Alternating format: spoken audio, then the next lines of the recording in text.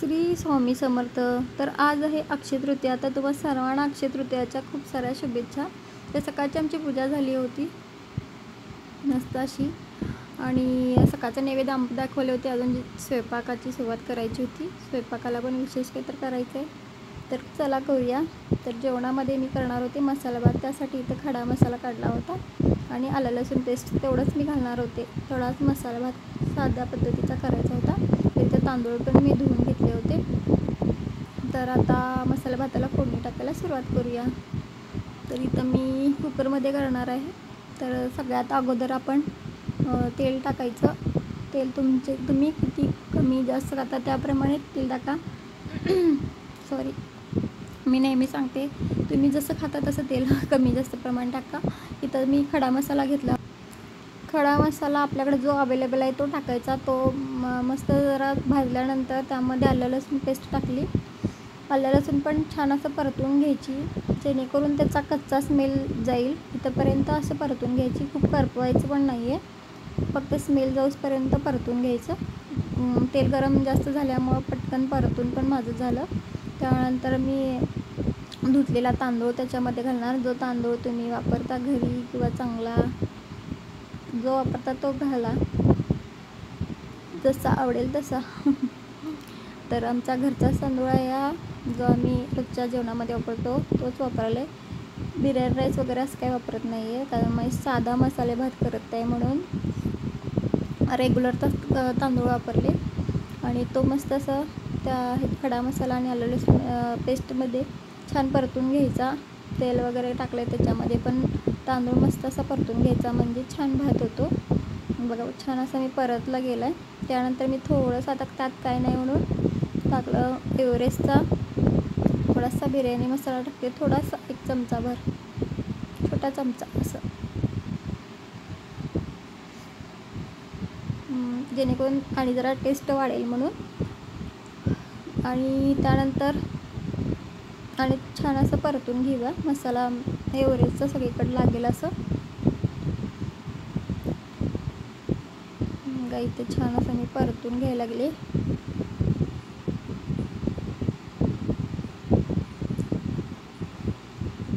छान असं परतून झालं माझं. मसाला पण सगळीकडे लागला. तर त्याच्यामध्ये पाणी घालून घ्यायचं. तुमचा तांदूळ कसा आहे त्याप्रमाणे पाणी घाला, कमी जास्त. कुठल्या तांदळाला पाणी कमी लागतं, कुठल्याला जास्त लागतं असं पण असतं. तर मी आमच्या घरचा तांदूळ जसा आहे तसं त्याप्रमाणे मी पाणी घालते.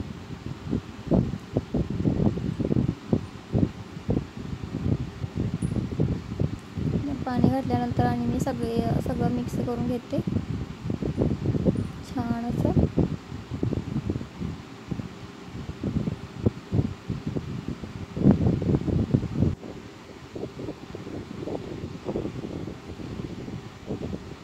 त्यानंतर आणि थोडंसं मला कमी वाटलं म्हणून मी आणि थोडंसं वरनं पाणी घातले. ते पाणी मी थंड घातले. तुम्ही गरम पाणी पण घातलं तर अतिउत्तम. मी गरम पाणी करायचं विसरले होते म्हणून मी थंड घातलं. त्यानंतर मी कोथिंबीर ओरून टाकले.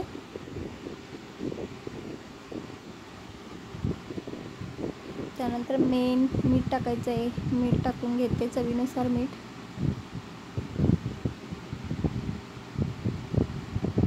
मीठ टाकल्यानंतर आणखी मिक्स करून घ्यायचं.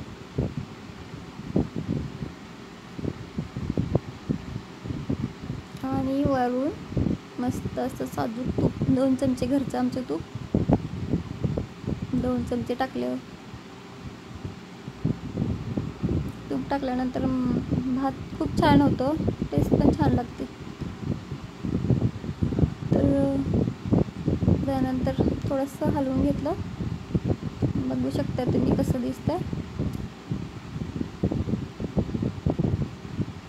मी असं साध्या पद्धतीने केलं तसं पण एकदा तुम्ही करून बघा, मस्त टेस्ट लागते.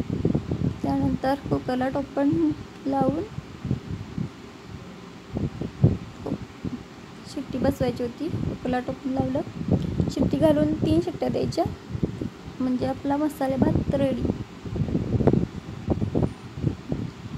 मसाले भात आणि जिरा राईस पण ह्याला म्हणता येईल, पण जिरा राईसमध्ये फक्त आपण जिरं टाकतो.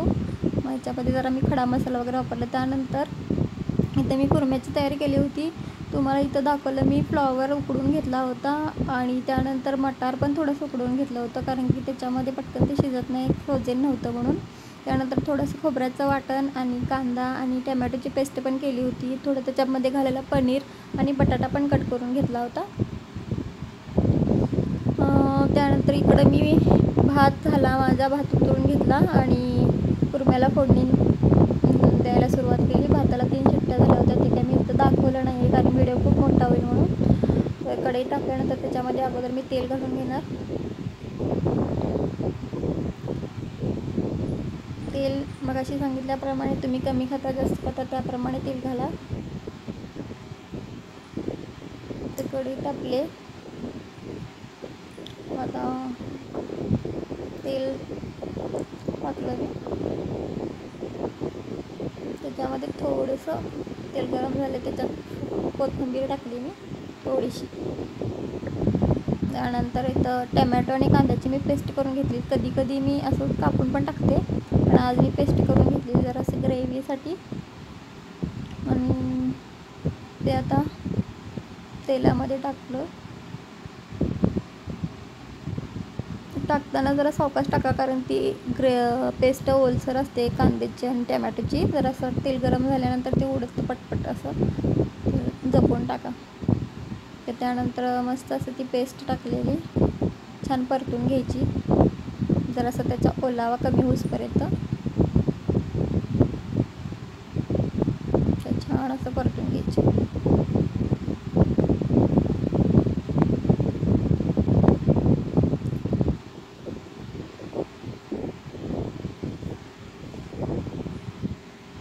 थोडं परतून झालं की त्याच्यामध्येच मी खोबऱ्याची पेस्ट, खोबऱ्याचं वाटण जो आपण करतो नेहमी, ते काय सांगायला नको, सगळ्यांना माहिती आहे, प्रत्येकजण खोबऱ्याचं वाटण करतच. तर ते अगोदरचं होतं आमच्या घरी शिल्लक, तेच मी टाकणार आहे. वेगळं काय केलं नाही याच्यात. खोबऱ्याचं वाटण घरात जे शिल्लक होतं तेच टाकते. त्याच्यात सगळं मी आलं, लसूण, कोथिंबीर, खोबरं हे सगळं टाकले. मिरं पण टाकलं त्याच्यातच. आणि त्याची पेस्ट करून घेतलेली अगोदरच करून ठेवली होती, तर ती आता त्याच्या तेलामध्ये टाकतो आणि टमॅटो कांद्याबरोबरच खूप छान असं परतून घेणार.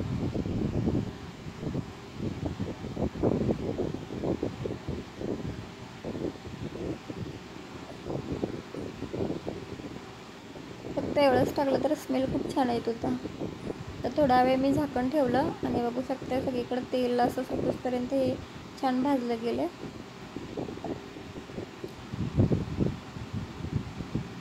त्यानंतर त्याच्यामध्ये जराशी हळद टाकायची.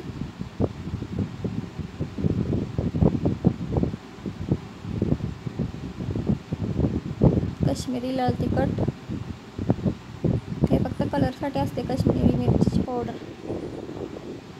आणि थोडासा गरम मसाला 1 चमचा छोटा. ते पण छान असं मिक्स करून घ्यायचं.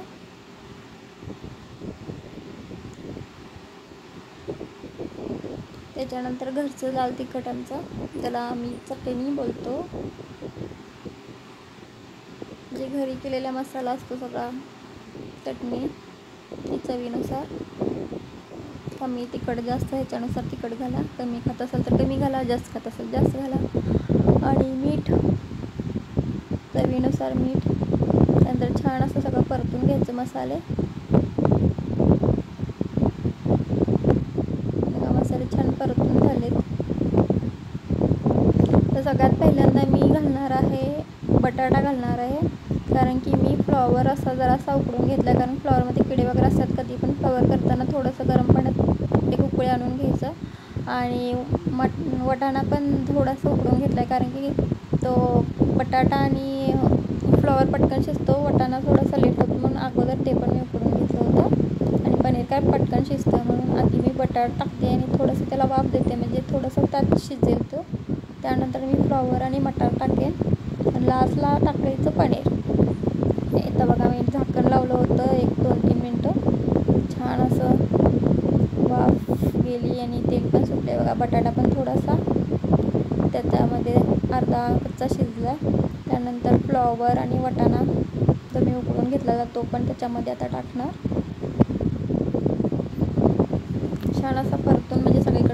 मसाला लागेल असं परतून घेतलं आणि पाणी घालूया आपण.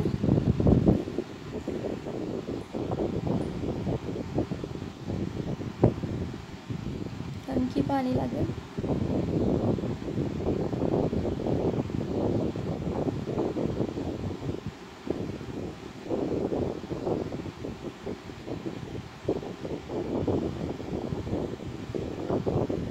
अशा पद्धतीने पण एकदा कुर्मा करून बघा, छान झाला होता, टेस्टी झाला होता. म्हणजे मी नेहमी असंच करते. पनीर नंतर घालणार, ते बाजूला ठेवलेले. पनीर तुम्ही फ्राय करून पण ॲड करू शकता किंवा तसं पण ॲड करू शकता. इथे मी दुधाची साई घेतली होती, ती जरासं त्याला चांगलं हलवून घेतलं होतं एकसारखं, ते मी कुर्म्यामध्ये टाकल्यामध्ये आणखीन जरा टेस्टी वाटते. ताज्या दुधाची साई आहे, ताजी मी घेतली होती. तुमच्याकडं जे दुकानात अवेलेबल असते क्रीम, ते पण टाकू शकता.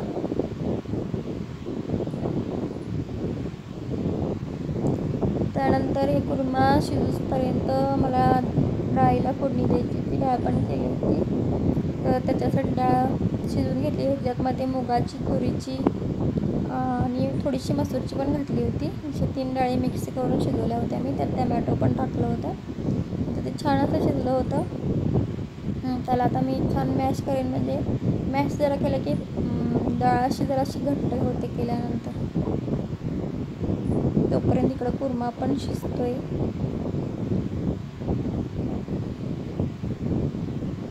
छान असं मॅश होते.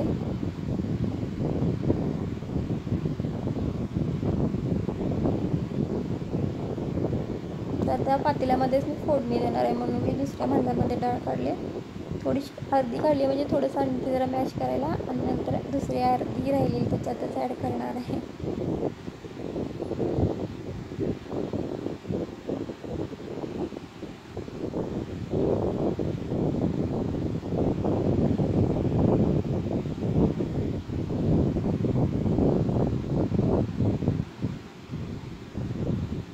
पातेल्यामध्ये पाणी टाकून मी आजूबाजूला लागलेली डाळ ते पण त्याच्यामध्ये टाकून घेतली, कारण त्या पातेल्यात मला फोडणी द्यायची होती डाळीला. आता मी सिंपल पद्धतीनं डाळ कशी बनवते बघा तुम्ही. आता हे कुर्म्याचं मी पलीकडच्या गॅस पेटवून ठेवेन बारीक करून, म्हणजे ते माझी डाळची फोडणी वगैरे तर छान असं शिजून जाईल. तोपर्यंत माझी डाळ पण होईल. आणि आमरस तर तयार करून आईने ठेवला आहे, फ्रीजमध्ये ठेवला होता आमरस करून. आणि फक्त पुऱ्या लाटायच्या राहिलेल्या, त्या आई म्हटल्या जेवताना लाटते. आमरस आणि पुरी आईने केलेल्या.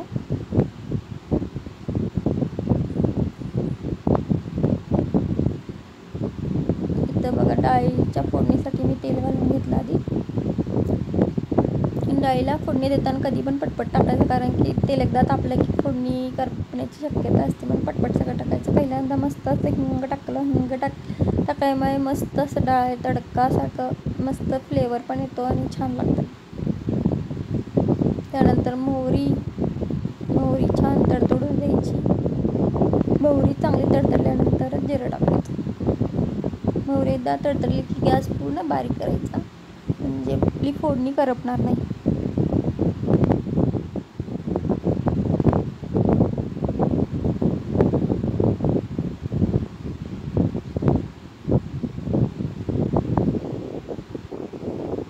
ते तुम्हाला आवाज येत नसेल, मोहरी छान असे तडतडा लागले, कारण मी आवाज नंतर द्यायला लागले, त्यामुळं तुम्हाला हा तडतडण्याचा आवाज येत नसेल. तर मोहरी छान तडतडली. आता जिरे टाकायचे 1 चमचा.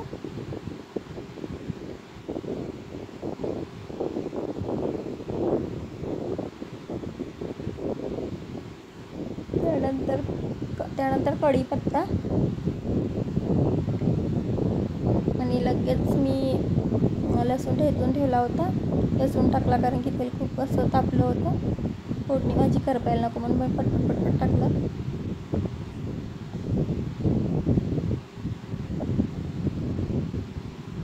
आणि हळद, डाळ त्याच्यातली संपली होती माझी, काढायची राहिली होती. हळदीचा डबा खाली होता खरं, हात काढायची विसरले, पण तेवढी बास झाली, जेवढी मला हवी होती तेवढी त्यात होती. त्यानंतर घरचं लाल तिखट,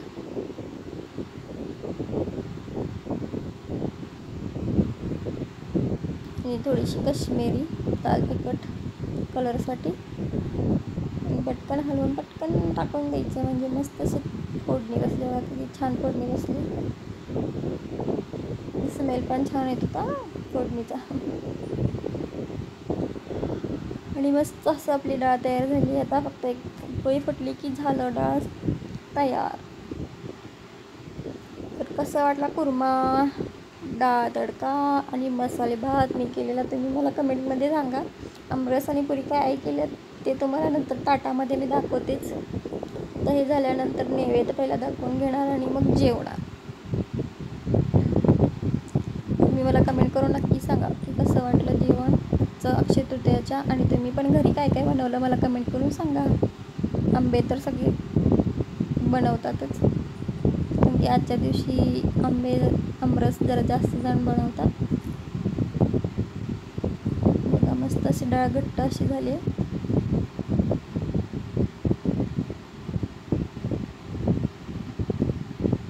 चवीनुसार मीठ.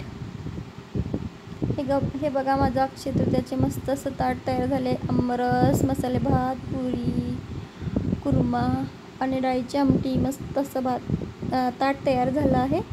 तर नक्की कमेंट करून सांगा. धन्यवाद.